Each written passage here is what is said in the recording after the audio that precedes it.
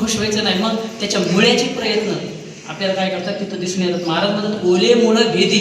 त्या मुळीच्या बाबतीत जर विचार करताना आपण सखोल चिंतन केलं तर ती मुळी किती नाजूक असते, किती नाजूक असते. सहज आपण अशी बोटात धरली तर ती चुरगळल्या जाते हाताने, इतकी नाजूक मुळी. पण खडकाळ भूमीमध्ये जाण्याचं प्रयत्न तिचे चालू असतात आणि त्या प्रयत्नावरती वरी झाड कसं दिसतं, डेरेदार झाड दिसतं. याच्यावरून कळतं प्रयत्न जर माणसाच्या जीवनामध्ये असतील तर जीवनामध्ये असाध्य असं काहीच नाही.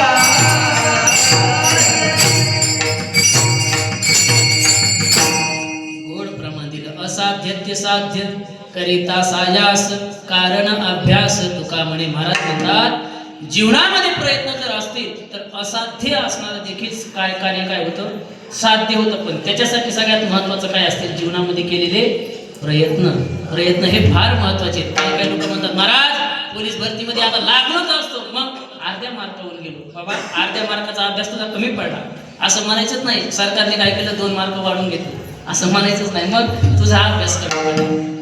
इमानदारीनं कष्ट जर असेल आणि आपल्या नशिबाचं असेल तर म्हणतात ना ते नशिबातलं कोणी काही नेत नाही, आहे का नाही, नशिबातलं कोणी नेत नाही. बघा म्हणून प्रयत्न हे केले पाहिजे. प्रयत्न कुठे केले पाहिजेत, 2 प्रकारचे प्रयत्न आहेत.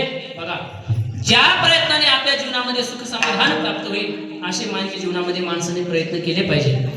कुठेही प्रयत्न करून उपयोग नाही उपयोग. का प्रयत्न करूनही जर जीवन समाधानी बनत नसेल, सुखी बनत नसेल तर त्या प्रयत्नाला शास्त्र आणि संत वाङ्मय काय किंमत देत नाही. तुम्ही किती प्रयत्न करा, संसाराच्या बाबतीत विचार करत असताना किती संसारात प्रयत्न करा, काय म्हणते ते एरंडाचं गुराळ काय म्हणते, आहे का नाही, एरंडा संसार म्हणजे एरंडाचं गुराळ आहे. किती काय करा, काय नाही फलप्राप्ती होत नाही.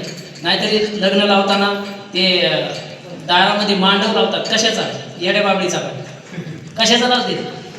एरंडाचा असं ते काय करा. ते हळद लावायच्या टायमाला सुरुवात त्या एरंडापासून होते. कारण ते तिथूनच आपलं शास्त्र सांगतं याच्यामध्ये काही नाही, जास्त पडू नको.